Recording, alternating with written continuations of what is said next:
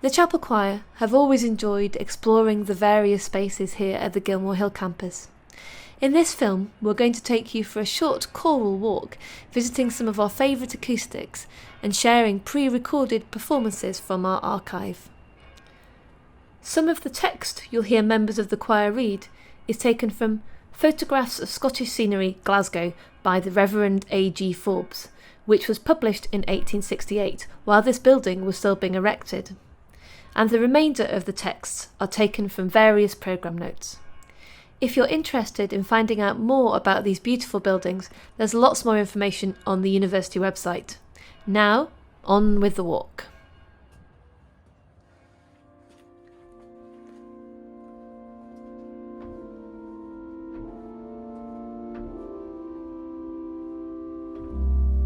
When the university moved from its home on the High Street, it purchased ground including Gilmore Hill, Donalds Hill and Clay Slabs. It lies on the side of the Kelvin opposite to the West End Park, and is of most commanding elevation. In such a situation, such buildings with such grounds, especially when a connection is formed between these grounds and the park, must be felt to be altogether a credit to the university itself, and a great ornament to the city.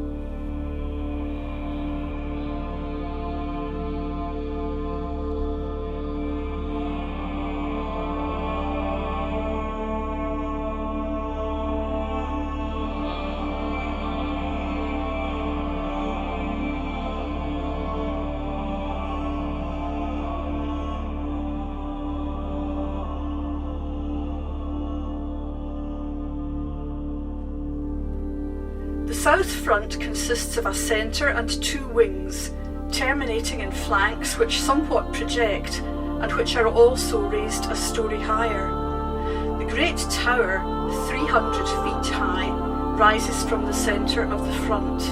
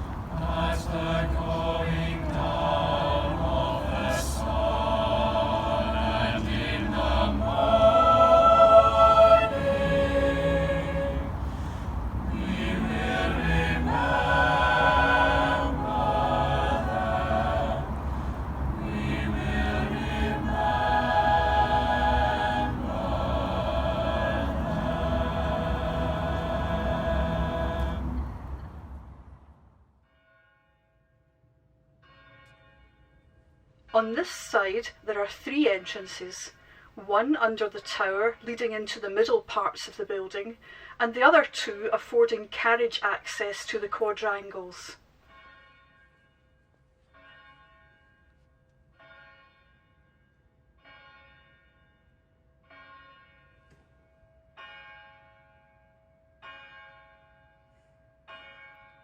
The common hall, now the Butte Hall, occupies the centre of the whole, crossing between the two quadrangles and separating them, but it is solid masonry on the second storey only, the space below being arcaded and open, establishing a free communication between the quadrangles.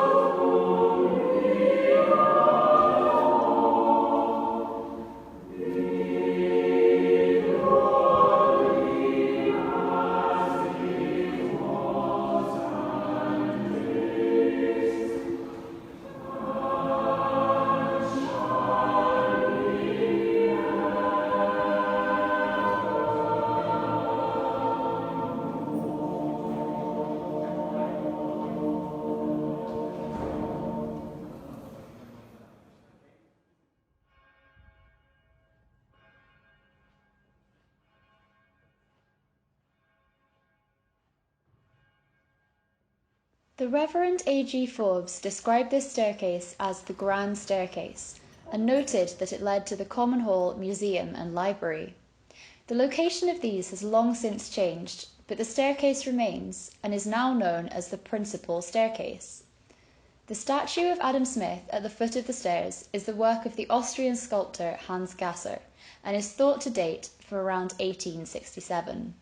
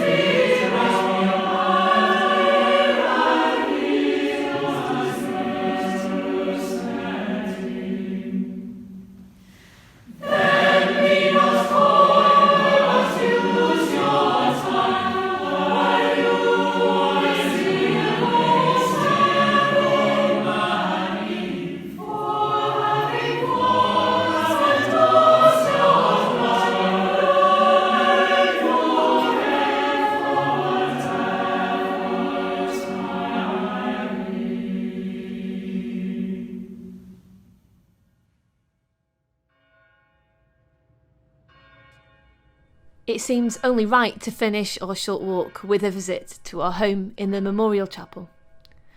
The chapel is situated in the west wing of the main building, in an area that the Reverend A.G. Forbes notes will, at present, remain open, so that when extension hereafter becomes necessary, additional building may be added in harmony with the original design. This chapel, designed by Sir John Burnet and built as a memorial to the fallen of World War I, is what eventually filled that space.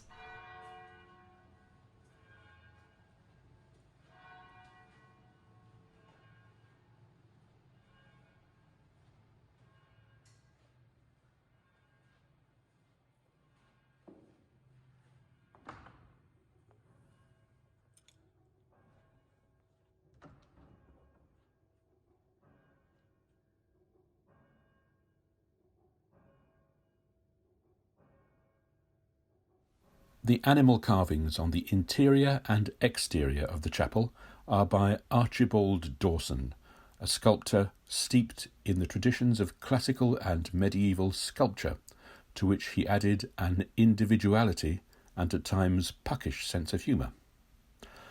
I wrote the pieces you are about to hear many years ago as sight-reading exercises for an organ school, but no one was ever brave enough to sight-read them. They're all named after animals: hen, ostrich, grasshopper, and little bird.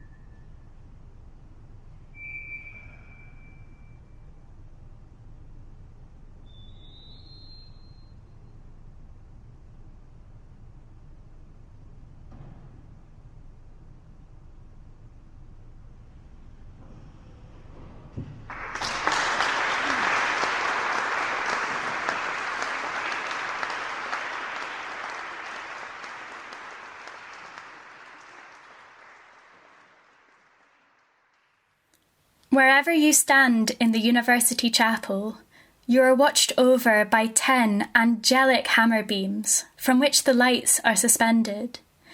These 10 angels represent the parable of the 10 wise and foolish virgins found in the book of Matthew. We sing Audivi Vocem by Tallis, the text of which relates to this parable. For this performance, the choir stand underneath the hammer beams in the back stalls, surrounding the audience.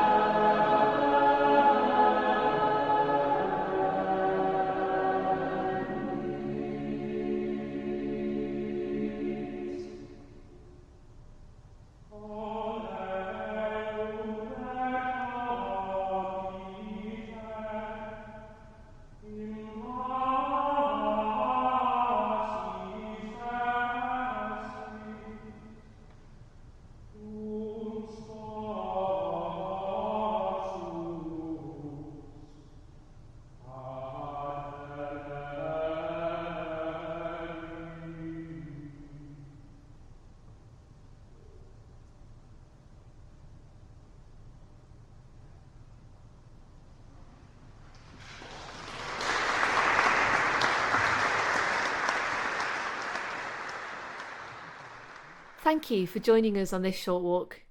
If you'd like to hear more from the Chapel Choir, head to our webpage where you'll find links to everything we've been up to during lockdown and also to our social media.